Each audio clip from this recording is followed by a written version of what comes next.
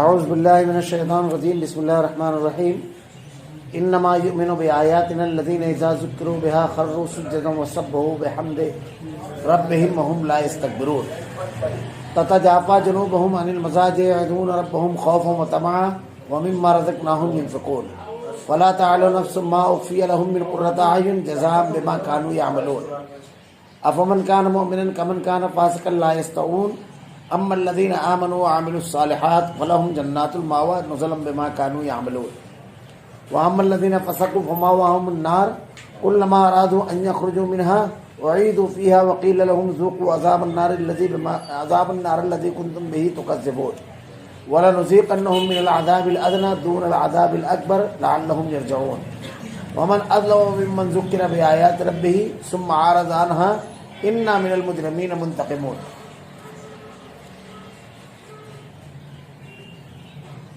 ہماری آیتوں پر وہی ایمان لاتے ہیں جنہیں جب کبھی ان سے نصیحت کی جاتی ہے تو سجدے میں گر پڑتے ہیں اور اپنے رب کی حمد کے ساتھ اس کی تسبیح پڑھتے ہیں اور تکبر نہیں کرتے. ان کی کروٹیں اپنے بستروں سے الگ رہتی ہے، اپنے رب کو خوف اور امید کے ساتھ پکارتے ہیں اور جو کچھ ہم نے انہیں دے رکھا ہے وہ خرچ کرتے ہیں. اور کوئی نفس نہیں جانتا جو کچھ ہم نے ان کی آنکھوں کی ٹھنڈک ان کے لیے پوشیدہ کر رکھی ہے. جو کچھ وہ کرتے ہیں یہ اس کا بدلہ ہے. کیا وہ مومن ہو مثل اس کے جو فاسق ہے؟ یہ برابر نہیں ہو سکتے. جن لوگوں نے ایمان قبول کیا، نیک اعمال بھی کیے، ان کے لیے ہمیشگی والی جنت ہے. مہمانداری ہے ان کے اعمال کے بدلے جو وہ کرتے تھے. لیکن جن لوگوں نے حکم عدلوی کی، ان کا ٹھکانہ جہنم ہے. جب کبھی ان سے باہر نکلنا چاہیں گے تو اسی میں لوٹا دیے جائیں گے اور کہہ دیا جائے گا کہ اپنے جھٹلانے کے بدلے آگ کا عذاب چکھو. بالیقین ہم انہیں قریب کے چھوٹے سے بعض عذاب اس بڑے عذاب کے سوا چکھائیں گے تاکہ وہ لوٹ آئے. اس سے بڑھ کر ظالم کون ہے جسے اللہ کی آیتوں کا واعظ کیا گیا پھر بھی اس نے ان سے منہ پھیر لیا. یقین مانو ہم بھی گنہگاروں سے انتقام لینے والے ہیں. انما یؤمن بآیاتنا الذین اذا ذکروا بها خروا سجدا وسبحوا بحمد ربهم وهم لا یستکبرون. ہماری آیتوں پر وہی ایمان لاتے ہیں جنہیں جب کبھی ان سے نصیحت کی جاتی ہے تو وہ سجدے میں گر پڑتے ہیں اور اپنے رب کی حمد کے ساتھ اس کی تسبیح پڑھتے ہیں اور تکبر نہیں کرتے. اللہ رب العالمین نے یہاں اہل ایمان کی کچھ خوبیوں کا جو ان کے اندر ایمان کی وجہ سے اللہ رب العالمین پر ایمان لانے اور اللہ کی محبت سے پیدا کرتا ہے رب العالمین، ان خوبیوں کا یہاں رب العالمین نے تذکرہ کیا ہے کہ اہل ایمان میں کیا خوبیاں پیدا ہو جاتی ہے. اور اہل ایمان بھی جو ہیں تو اس میں درجات والے ہیں، یعنی جتنا پختہ ایمان ہوتا ہے عمل پہ ویسی مضبوط جھلک ہوتی ہے اور عمل کے اثرات ویسے اس کے اوپر ہوتے ہیں. اور کمزوری جیسے جیسے ہوتی ہے عمل کا معاملہ ویسے ویسے کمزور ہو جاتا ہے. آئینے کی طرح معاملہ ہے یہ، یعنی اس کا عکس و نمایاں طور پر اندر کی مضبوطی کا عکس و باہر نظر آتا ہے. تو اللہ رب العالمین نے اہل ایمان کی بہت بڑی خوبی جو ان کے اندر ہے، جو اللہ سے بہت شدید محبت کرنے والے ہیں. اللہ نے ارشاد فرمایا والذین آمنوا اشد حبا للہ. اہل ایمان کی محبت اللہ کے لیے بڑی شدید ہوتی ہے، بہت بڑھ جاتی ہے. اللہ کی محبت پر وہ تمام محبتوں کو اور تمام چیزوں کو قربان کر دیتے ہیں. اس میں سے ایک صفت بیان کی جا رہی ہے کہ وہ ہماری آیتوں پر وہی ایمان لاتے ہیں، وہی ایمان لاتے ہیں جنہیں جب کبھی ان سے نصیحت کی جاتی ہے تو وہ سجدے میں گر پڑتے ہیں. وہی ایمان لاتے ہیں کہ جب کبھی ان سے نصیحت کی جاتی ہے تو وہ سجدے میں گر جاتے ہیں. اللہ رب العالمین کی آیتیں اور اللہ رب العالمین کا پیغام جب ان کے سامنے پڑھا جاتا ہے، جب ان کے سامنے اللہ کی باتیں پیش کی جاتی ہے تو وہ اللہ رب العالمین کی عبادت میں اور بڑھ جاتے ہیں، سجدے میں گر جانا اور بڑھ جاتے ہیں. اللہ رب العالمین کے سامنے سر سجود ہو دیتے ہیں اور سجدے میں جا کر کیا کرتے ہیں؟ اللہ نے ارشاد فرمایا اپنے رب کی حمد کے ساتھ اس کی تسبیح پڑھتے ہیں، اس کی پاکی بڑائی بیان کرتے ہیں، اس کی حمد کرتے ہیں. یہ بڑی اہم چیز ہے. اگر کسی آدمی کی زبان حمد والی زبان ہو گئی، یعنی اللہ کی تعریف بیان کرنے والی زبان، سمجھ لیجئے کہ اس کی بندگی نکھر گئی۔ اللہ رب العالمین نے جو بھی چیز اس کو دی ہے، جو بھی انعامات، تو انعامات کو یاد کر کے اس انعامات کے فوراً بعد اس کی زبان سے اگر نکلتا ہے الحمدللہ سبحان اللہ، اللہ کی تعریف بیان کرتا ہے، اگر فوراً اللہ رب العالمین نے ارشاد فرمایا ہے لئن شکرتم ولئن ازیدنکم، لئن شکرتم لازیدنکم ولئن کفرتم ان عذابی لشدید، اگر تم شکر گزار بنو گے تو اللہ رب العالمین مزید دے گا۔ تو اس لیے ہر وقت تو اللہ کی تعریف اور توصیف بیان کرنا چاہیے، اور جب ایمان دل میں بالکل راسخ رہتا ہے تو آدمی کا معاملہ کیسا ہوتا ہے کہ جیسے ہی اس کے سامنے ایسی کوئی چیز آتی ہے تو اس کے سامنے آخری صفت جو بیان کی گئی تکبر نہیں کرتا، استکبار اس کے اندر نہیں آتا ہے، یعنی فوراً وہ یہ کیا کہے گا، فوراً اس کی زبان سے کیا نکلے گا، ساری تعریف اللہ رب العالمین کے لیے، اپنی ذات کی نفی کرے گا، وہ اپنی خوبیاں، اپنی صلاحیت، اپنا وقت، اپنی ذہانت اس کا معاملہ نہیں کرے گا۔ استکبار یہ بہت بدترین چیز ہے، بدترین۔ اللہ کے نبی صلی اللہ علیہ وسلم نے ارشاد فرمایا تکبر اللہ کی چادر ہے، جو اس پر ہاتھ ڈالے گا اللہ رب العالمین اس کو ہرگز ہرگز معاف نہیں کرے گا۔ اور اللہ کے نبی صلی اللہ علیہ وسلم نے ارشاد فرمایا کہ قیامت کو روز 3 لوگ ایسے ہوں گے جن کی طرف اللہ تعالیٰ نظر رحمت سے بھی نہیں دیکھے گا۔ وہ کون 3 لوگ ہوں گے؟ اللہ کے نبی نے ارشاد فرمایا وہ 3 لوگ ہوں گے، گھمنڈی فقیر، گھمنڈ کرنے والا فقیر، بوڑھا زانی، جھوٹا بادشاہ۔ آپ تینوں پر غور کیجئے، بالکل الٹ چیزیں ہیں یہ تینوں۔ فقیر جو فقیر ہے، جس کے پاس کچھ نہیں ہے، اس کے اندر گھمنڈ ہے، بالکل الٹ چیز ہے۔ بوڑھا ہو گیا آدمی، اب تو تمام کے تمام چیزیں ختم ہونے لگتی ہے، یہاں پر وہ کیا کر رہا ہے سینا، بوڑھا زانی۔ اور تیسری چیز جھوٹا بادشاہ، ارے تو بادشاہ ہے، پوری سب پر تیری حکومت اور تو جھوٹ بول رہا ہے، کس کا ڈر ہے تجھ کو؟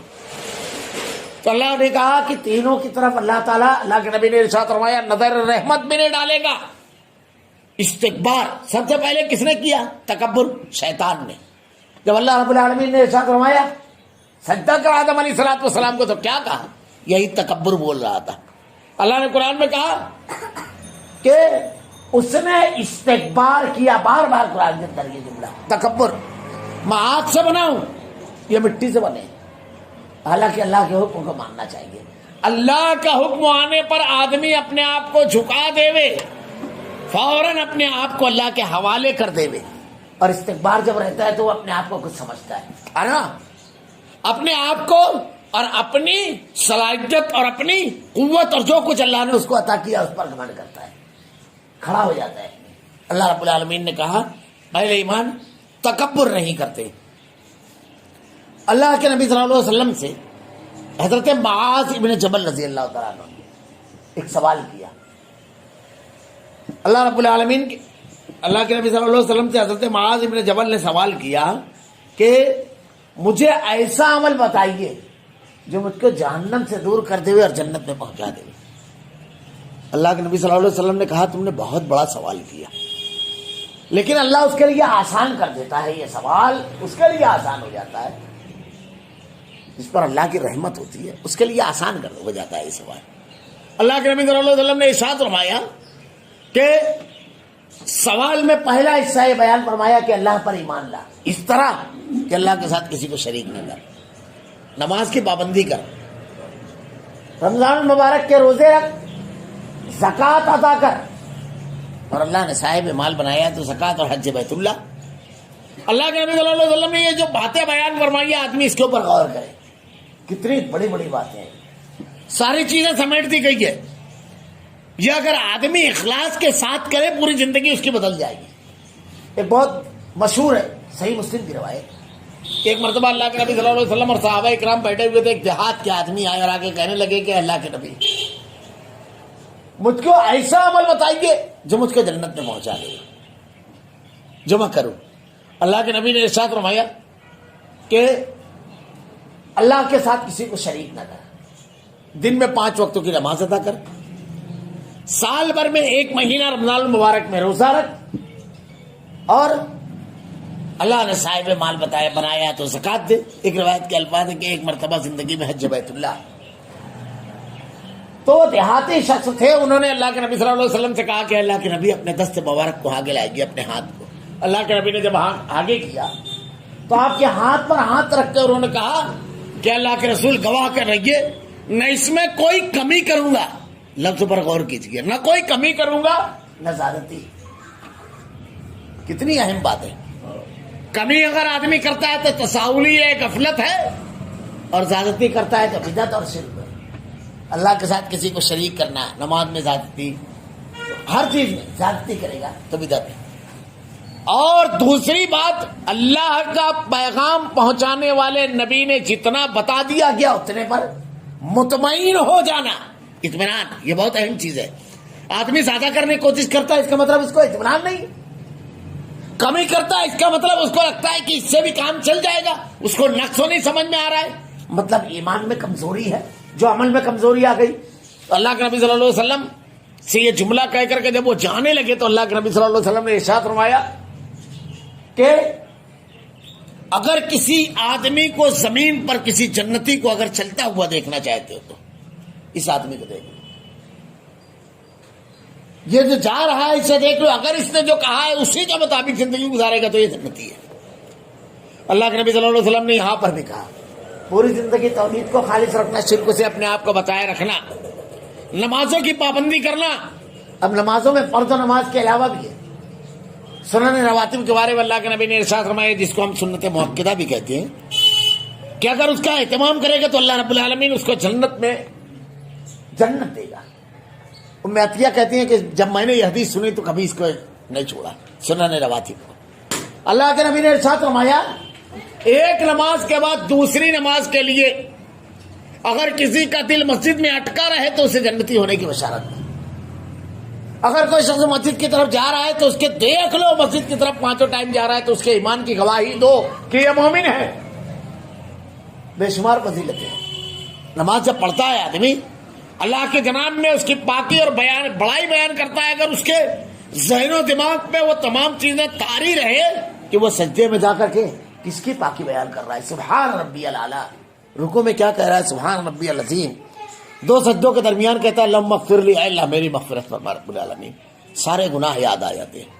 ورحمنی، مجھ پر رحم فرما رب العالمین، اسی کا رحم دنیا میں رہے گا تو صحت رہے گی، مصیبت نہیں رہے گی، عزت رہے گی، ذلت سے آدمی بچے گا، تکلیفوں سے بچے گا، لوگوں کے سازشوں سے بچے گا، ہر چیز سے اللہ تعالیٰ بچائے گا۔ رحم رہے گا ساری نعمتیں عطا ہوگی، مال نہیں رہے گا اللہ مال دے گا، اولاد نہیں رہے گی اللہ اولاد دے گا، سب دے گا۔ ورحمنی، ہم نے جب رحم مانگا اس کا رحم رہے گا، ساری عنایتوں کے دروازے کھل جائیں گے۔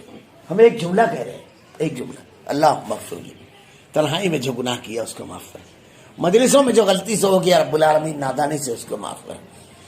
اب یہ جب بندہ کہہ رہا ہے اللہ مغفر لی تو اس کو یہ شعور ہے کہ وہ رب مغفرت کرنے والا ہے، اور جب معاف کرنے والا ہے بڑا رحم کرنے والا ہے۔ ورحمنی، واہ دے، اللہ ہدایت دے۔ اب اچھا کام، گناہ سے توبہ، رحم مانگا تو رحم کو حاصل کرنے کے ذرائع ہیں نیکی۔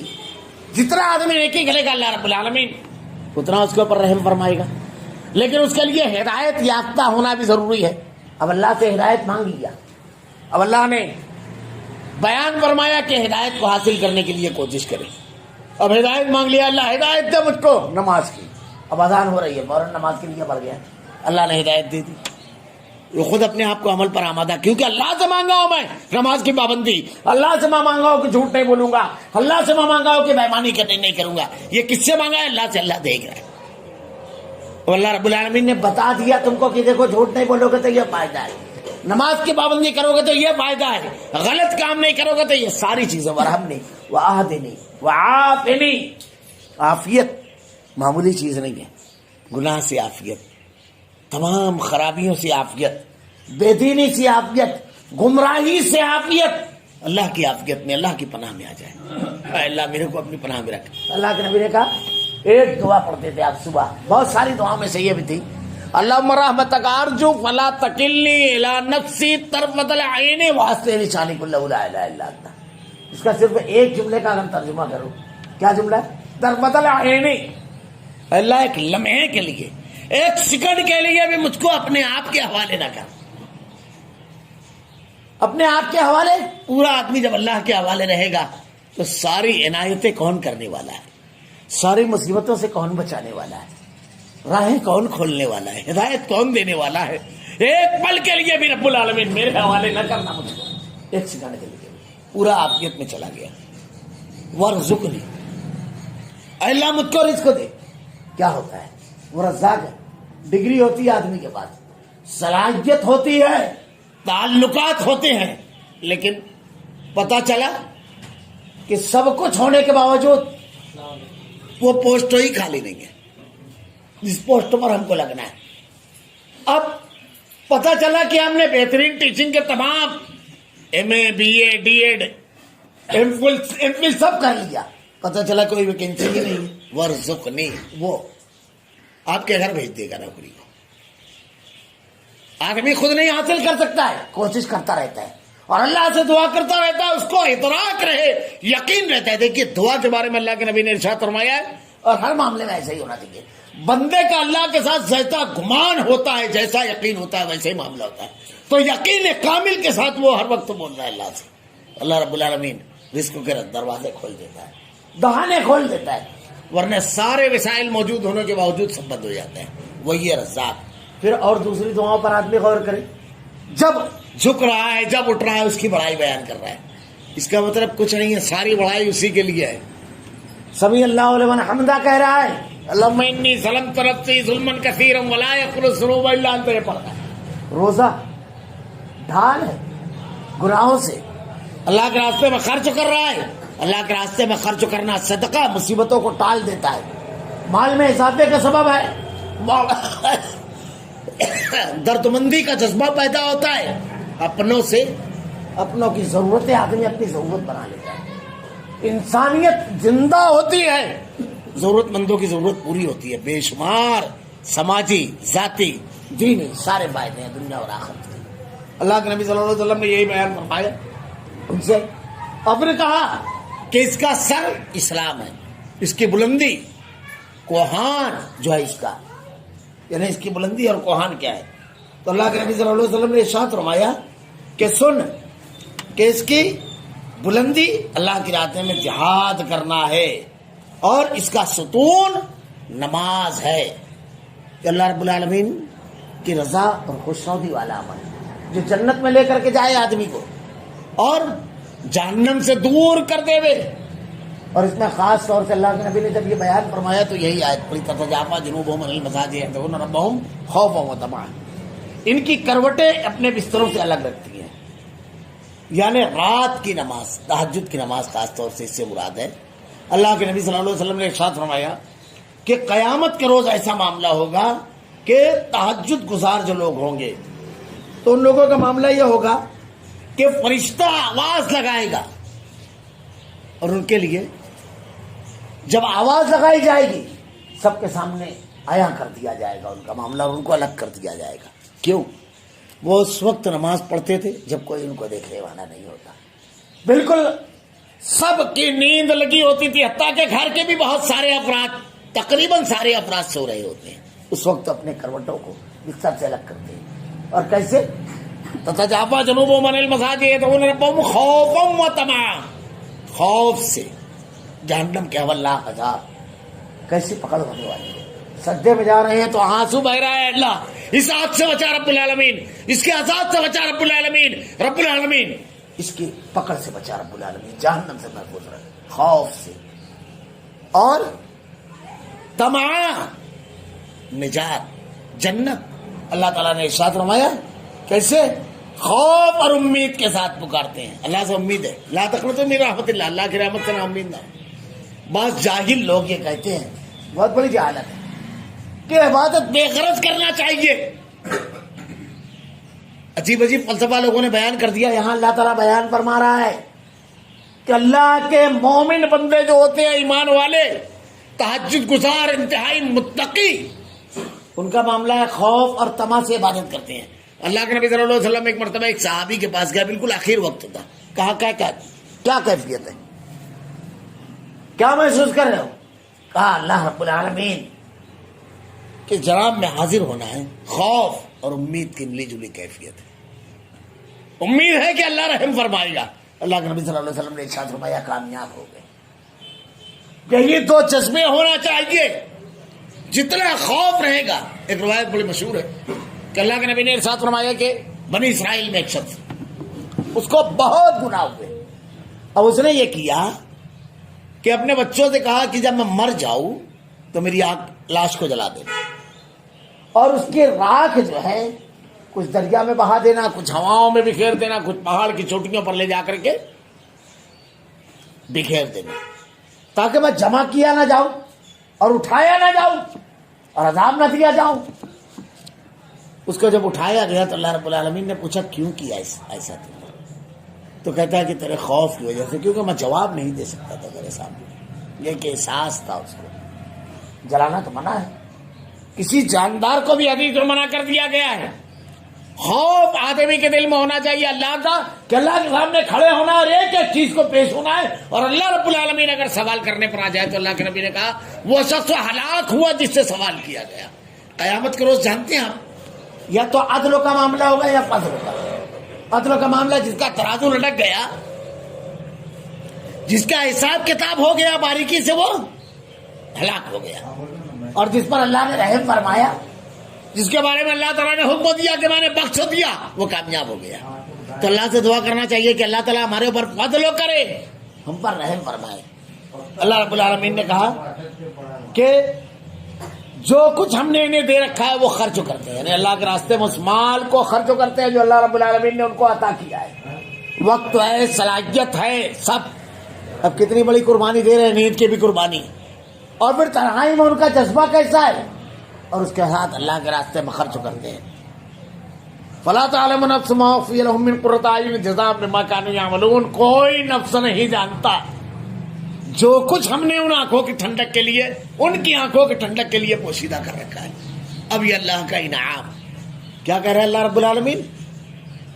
یہ جو متقی پرہیزگار بندے ہیں، ان کے لیے میں نے کیا تیار کر رکھا ہے کسی کو نہیں معلوم. یہ ان کی آنکھ کو ٹھنڈا کر دے گا، دل کو مسرور کر دے گا. کیا میں نے تیار کر رکھا ہے کوئی نہیں جانتا. صحیح مسلم کی روایت ہے کہ اللہ کے نبی نے ارشاد فرمایا کہ اللہ رب العالمین نے اہل ایمان کے لیے جو جنت تیار کر رکھی ہے، نعمتوں بھری جنت، نہ کسی آنکھ نے دیکھا، نہ کسی کان نے سنا، نہ کسی دل پر اس کا کھٹکا گزرا. وہ کیسی نعمتیں ہیں، کچھ تذکرہ اس کا اللہ رب العالمین نے کیا ہے. کہ صحیح مسلم کی روایت ہے کہ تمام جنتی جب جنت میں چلے جائیں گے، تمام کے تمام جنتی، تو ایک آخری جنتی جو رہے گا، روایت مختلف الفاظ میں، مختلف روایتوں میں یہ چیز موجود ہے. تو اللہ کے نبی نے ارشاد فرمایا بالکل آخری جنتی جو رہے گا، تو اللہ رب العالمین اس کو حکم دے گا کہ جا جنت میں چلے جا. جب وہ جنت میں جائے گا تو دیکھے گا پورے جنت بھری ہوئی ہے. کہے گا رب العالمین ہر کسی نے تمام مقامات پر اپنا قبضہ کر رکھا ہے، سب کے ہاتھ میں، سب اپنی اپنی جنتیں ہیں سب کی. بس آ جاؤ. اللہ رب العالمین کے پاس جب وہ آئے گا تو اللہ کے نبی صلی اللہ علیہ وسلم نے ارشاد فرمایا کہ اللہ تعالیٰ فرمائے گا تیرے لیے اتنا، کتنا؟ تیرے لیے اتنا جتنا دنیا کے کسی بات سب سے بڑا ہے، بادشاہ میں سب سے بڑا بادشاہ، اس کے پاس جتنا تھا اتنا. وہ سن ہی کر حیرت زدہ رہ جائے گا. 2 پلاڑ میں تو شہر کے بیچ میں ہو تو آدمی کی جان نکلنے لگتی ہے، 2-5 ایکڑ ہو تو اور قدم الگ ہو جاتا ہے، چلتا ہی نہیں ہے پھر زمین پہ برابر. قلب شہر میں اگر ہو، یہ جنت میں اللہ تعالیٰ کہہ رہا ہے، اور کتنی بڑی، ایک بڑے بادشاہ کی. جب وہ سنے گا، دیکھیے اللہ رب العالمین نے کیا ٹھنڈک تیار کر رکھی ہے، تصور سے بالا تر چیزیں رہے گی. جب وہ سنے گا تو کہے گا اللہ اتنا.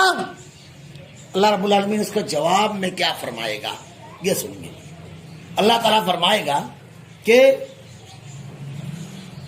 وہ کہے گا کہ رب العالمین میں اس پر خوش ہوں. اللہ فرمائے گا تیرے لیے اتنا اور. اب کیفیت کیسی ہوگی؟ پہلے ہی اتنا ملا جتنا تصور نہیں تھا. اللہ کہے گا اتنا اور.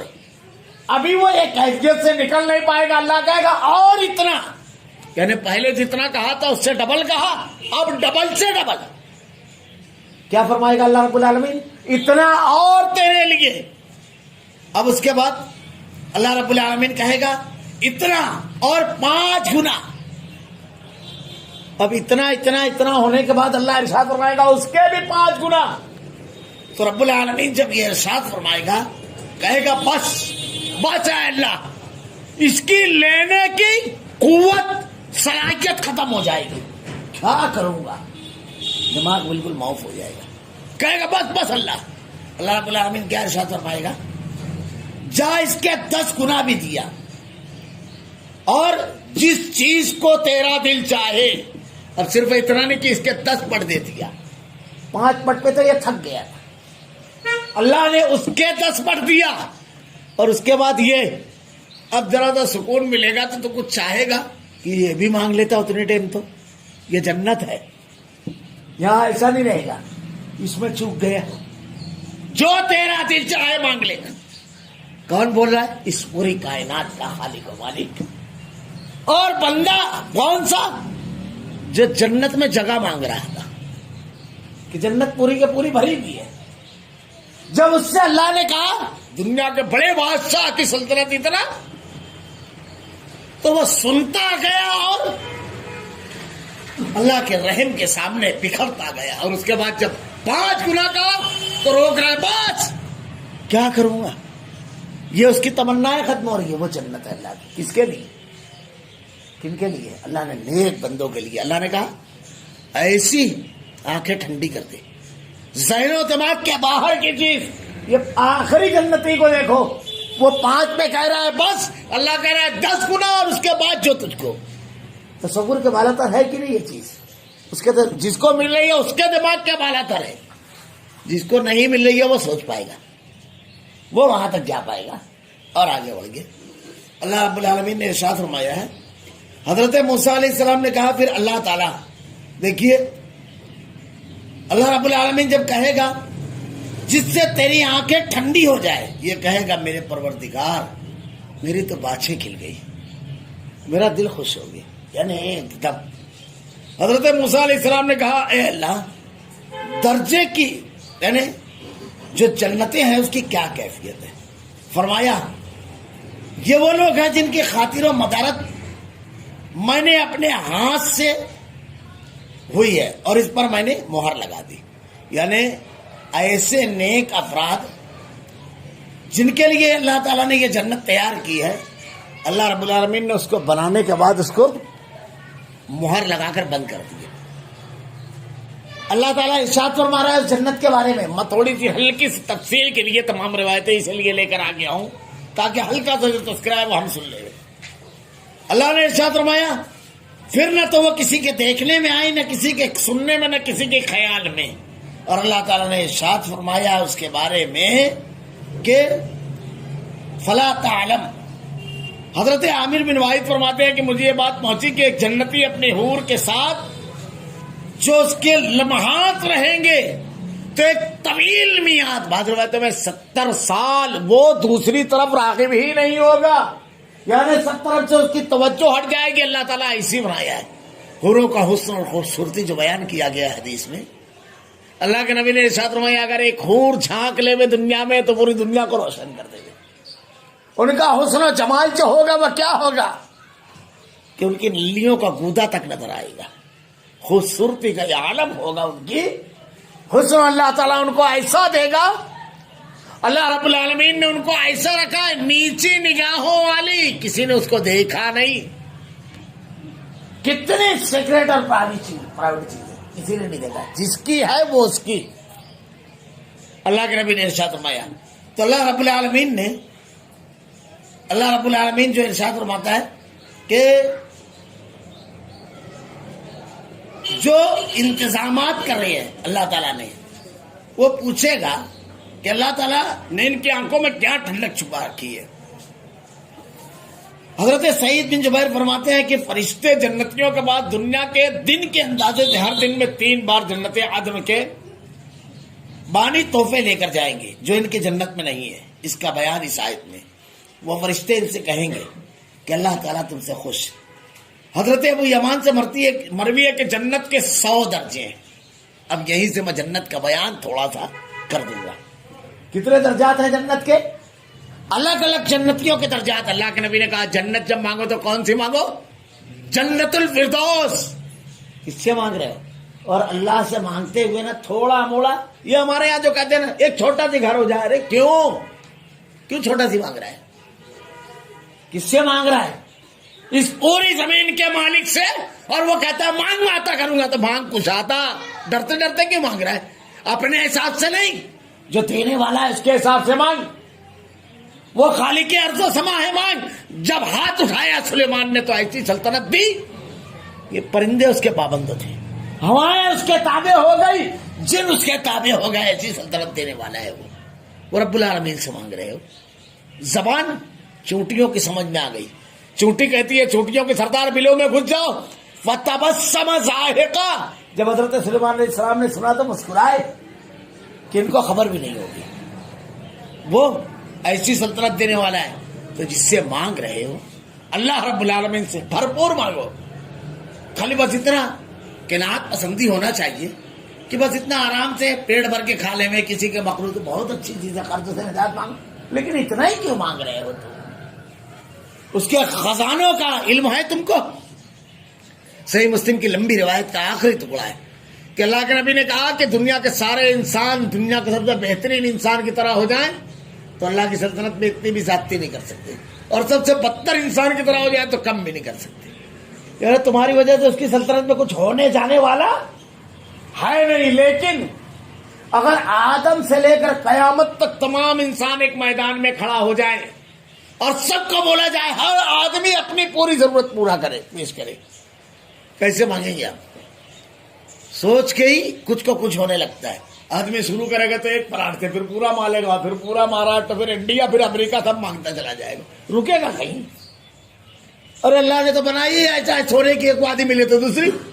لیکن اللہ تعالیٰ کہتا ہے سب اپنی ساری ضرورتیں مانگ لے میں، اور اللہ سب کی ضرورت پوری بھی کر دے ہوئے تو اس کے خزانوں میں صرف اتنی کمی ہوگی جتنی سمندر میں سوئی ڈبو کر نکالے. سبحان اللہ، الحمدللہ، اللہ اکبر، اللہ اکبر، اللہ اکبر. ساری تعریف اللہ تیرے لیے.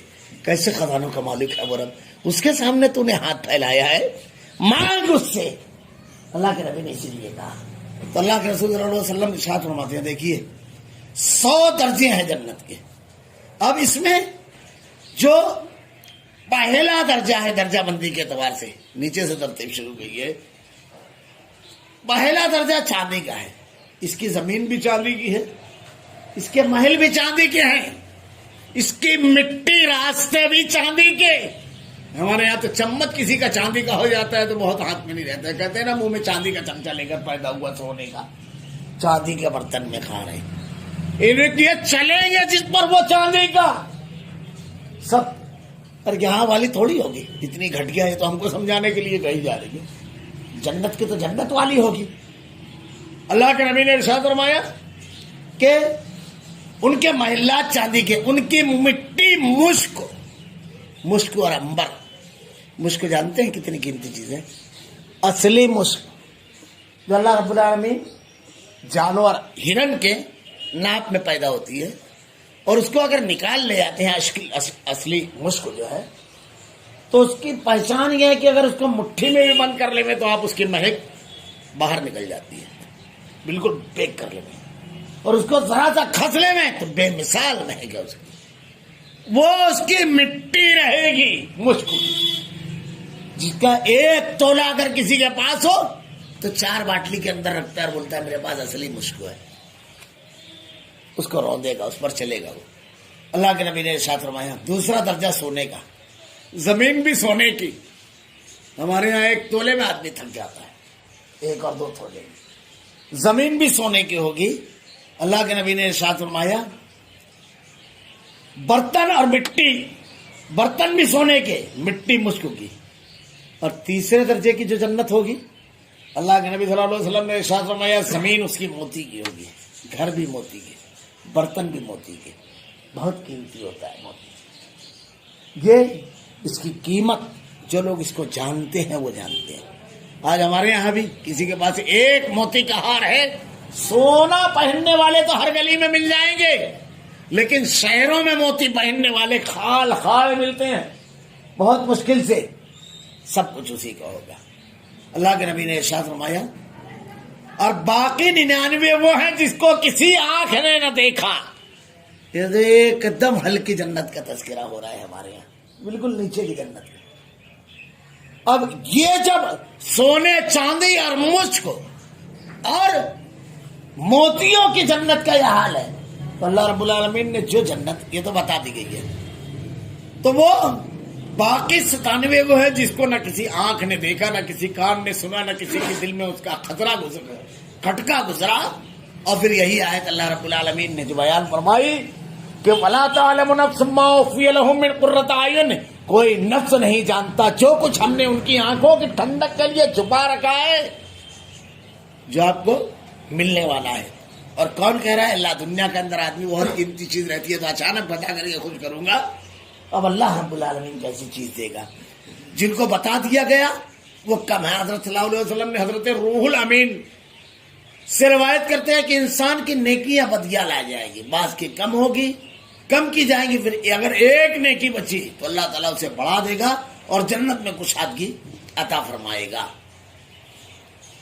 یہ اللہ رب العالمین نے جنتی کا جو انعام ہے اس کا تذکرہ فرمایا ہے.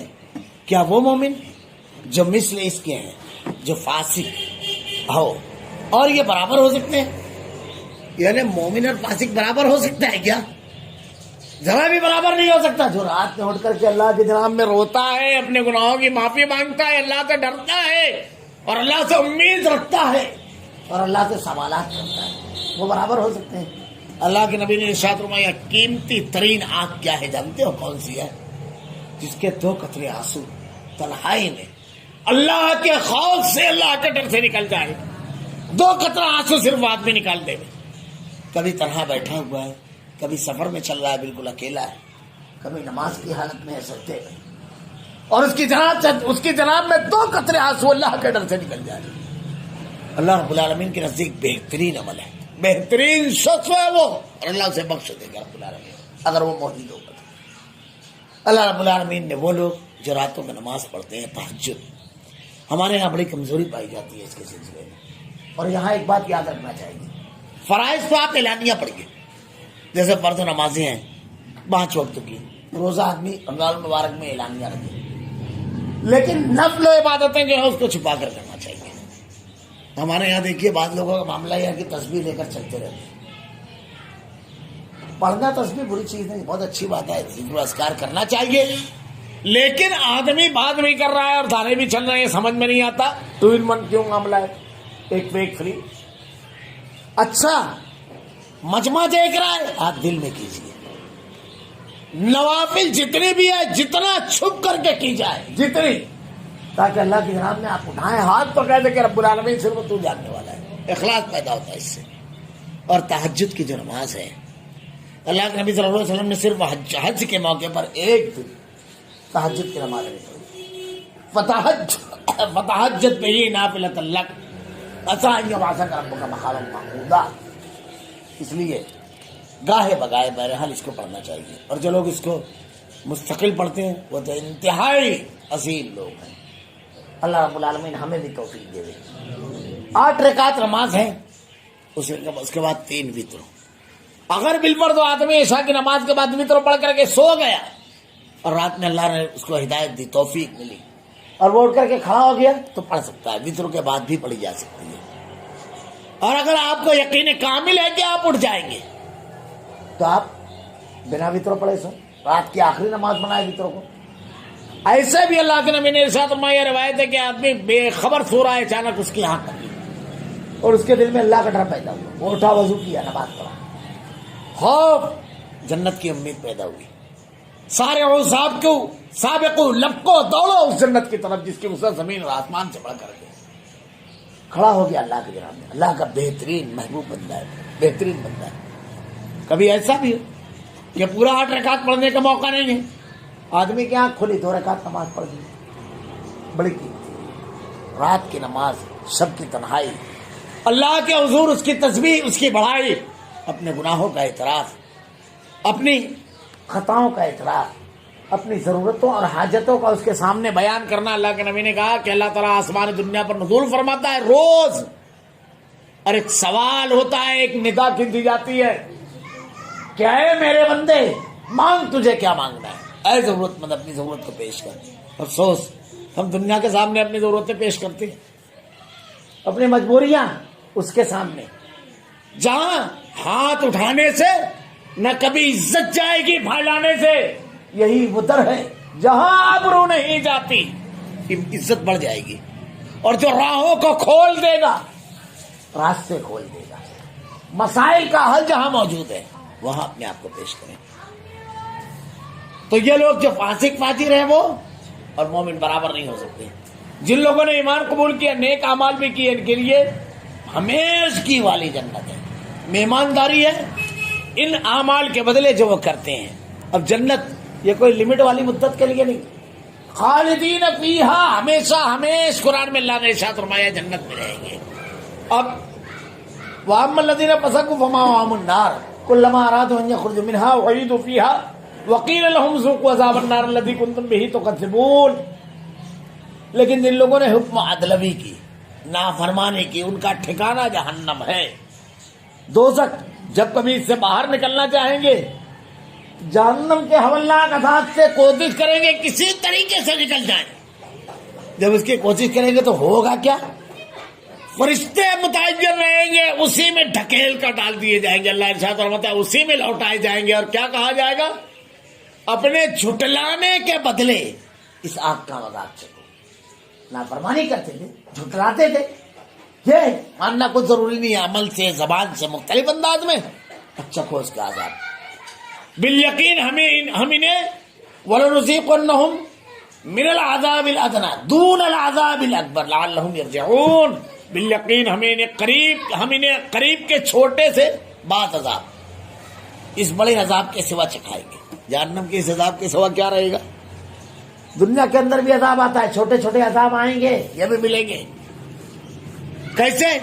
کبھی دنیا کے اندر عذاب آتا ہے، کبھی تعاون کی شکل میں، کبھی کرونا کی شکل میں، کبھی کسی اور شکل میں آئے گا، اللہ بہتر جانتا ہے وہ جو بھی ہوگا، کبھی سیلاب کی شکل میں، کبھی خودکشالی کی شکل میں، کبھی بیماریوں کی شکل میں، مختلف انداز میں اللہ کا عذاب۔ کیوں؟ تاکہ آنکھیں کھل جائے، انسان کو اپنی بے کسی اور کمزوری اور رب کی بڑائی، عظمت، اختیار اور قدرت کا اس کو احساس ہو جائے۔ سونامی جب آیا تو سلسلے میں اس وقت جو کیمرے وغیرہ لگے ہوئے تھے اور جو تصویریں وغیرہ کھینچی گئی تھی، جو حالت ہوئی تھی، تو اس پر کسی عرب عالم نے بڑا زبردست اس پر وہ کیا تھا۔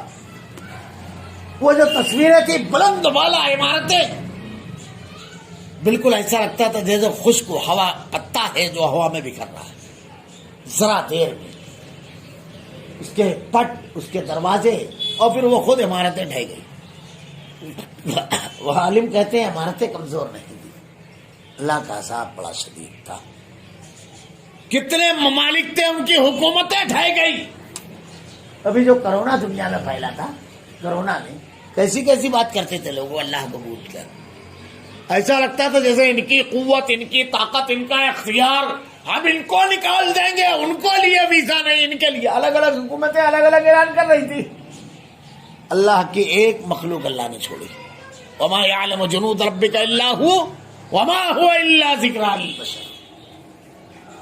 اللہ کے بے شمار لشکری ہیں جن کو تم نہیں جانتے، یہ تو دکھائی بھی نہیں دیتا ہے۔ جب یہ نکلا سب گھروں میں گھس گئے۔ وہ کہتا ہے نا افتخار عارف کہ لہجہ کیسا تھا بات کرنے کا، یہ کس کی رعونت وقت تو خاک ڈال گیا، یہ کون بول رہا تھا خدا کے لہجے میں، ساری زبانیں بند تھی، سب سپر طاقتیں بیٹھ گئی گھٹنوں کے بل۔ آدمی مل رہا ہے تو پردے میں ایک دوسرے سے فاصلہ باقی رکھو۔ جو سب کو نکل رہے تھے خود کسی کے قریب نہیں آ رہے، بھاگ رہے ہیں گھروں میں۔ اللہ رب العالمین اگر چاہے ساری قوت، سارا اختیار اس کے لیے۔ شدید گرمی ہو، پتہ چلتا 50 ڈگری 52 ڈگری ہے، گھر کے باہر من نکل لیا ورنہ موت۔ شدید سردی ہے، ابھی ایک جگہ 50 ڈگری سیلسیس منفی ریکارڈ کیا گیا، جانور چلتا ہوا کھڑا ہے، جم گیا، اتنی خطرناک یہ موسم، یہ سب اللہ کے اختیار میں۔ اللہ رب العالمین کہتا ہے کہ چھوٹا عذاب، اور اس کے بعد بڑا والا تو یقینی طور پر باقی ہے۔ تاکہ وہ لوٹ آئے. یہ اس لیے آتا ہے کہ تم اپنی آنکھیں کھول لو اس عذاب سے فوراً. مجھ کو یاد پڑتا ہے کہ ابھی جب کورونا کی لہر چلی تھی تو ایک ملک کے وزیر اعظم کو جب ٹی وی پر لایا گیا تو تقریر نہیں کر پا رہا تھا, رو رہا تھا, اور روتے ہوئے کہتا ہے اب ساری امید صرف اس سے ہے. الرحمن والا عرش استویٰ, رحمان عرش پر مستوی ہے. جو اپنے آپ کو کہتے ہیں ٹیکنالوجی نے ہم کو بیگانہ کر دیا ہے, ہر چیزوں سے رب کا بھی انکار کر دیا. وہ کہتے تھے کہ اس سے ساری چیزیں آسمان کی طرف نظریں اٹھا کر لیتے تھے. اللہ کہتا ہے ومن اظلم ممن ذکر بآیات ربہ ثم اعرض عنها انا من المجرمین منتقمون. پھر اس سے بڑھ کر ظالم کون ہے؟ جسے اللہ کی آیتوں سے واعظ کی گئی, نصیحت کی گئی, اس نے منہ پھیر لیا, مانا نہیں, سر نہیں جھکایا. یقین مانو ہم بھی ان گنہگاروں سے انتقام لینے والے ہیں. اللہ کی آیتوں کو نصیحت کی, نصیحت نہیں مانی, جواب کون دے گا؟ پیغام اللہ کا تھا, جواب بھی اللہ رب العالمین دے گا. اور اللہ کے احکامات کو مانا تو انعام کون دے گا؟ اللہ کا پیغام ہے, انعام بھی اللہ تعالیٰ دے گا. دونوں کا تذکرہ ایک ساتھ کر دیا ہے اور اس دنیا کو دارالامتحان بنایا ہے. اللہ رب العالمین انعامات والی جنت ہلکا سا اس کا تذکرہ کر کے کہا ہے کہ اگر سب کی تنہائی میں میرے حضور سجدہ ریز ہوگے, تسبیح اور بڑائی بیان کرنے والے رہو گے تو آنکھیں ٹھنڈی ہو جائے گی. ایسی نعمت دوں گا تم کو جس کا تصور نہیں کر سکتے تم. اور اگر نافرمانی کرو گے ہولناک عذاب جس سے نکل نہیں پاؤ گے. اللہ رب العالمین سے دعا ہے کہ رب العالمین ہمیں عذاب سے محفوظ رکھ, ان اعمال سے محفوظ رکھ جو تیرے عذاب کا سبب بننے والے ہیں. رب العالمین, رب العالمین تیری نازل کردہ آیتوں پر عمل کرنے کی توفیق دے, تیرے احکامات پر عمل کرنے کی توفیق دے. اور اے اللہ تو سچا وعدہ کرنے والا ہے. رب العالمین تو سچا ہے معبود. رب العالمین اللہ ہم تیرے بڑے کمزور بندے ہیں, لیکن تو نے کہا ہے تیری رحمت سے نہ امید نہ ہو. اللہ ہمیں وہ جنتیں عطا کر رب العالمین جس کا تو نے وعدہ کیا ہے, آنکھوں کو ٹھنڈا کر دینے والی وہ پوشیدہ جنتیں ہمیں عطا کر رب العالمین. ہم پر رحم فرما رب العالمین, ہمیں ایسے عمل کرنے کی توفیق دے رب العالمین جو تجھے راضی کر دے رب العالمین. اے العالمین تیرے کلام کی آیتیں اور تیرے نبی کی احادیث کو ہمارا کردار و عمل بنا دے. اللہ ہمارا خاتمہ ایمان پر فرما. ربنا لا تزغ قلوبنا بعد إذ هديتنا وهب لنا من لدنك رحمة إنك أنت الوهاب. سبحانك اللهم وبحمدك أشهد أن لا إله إلا أنت أستغفرك وأتوب إليك. تو بالکل اسٹارٹ میں رکھ دیا.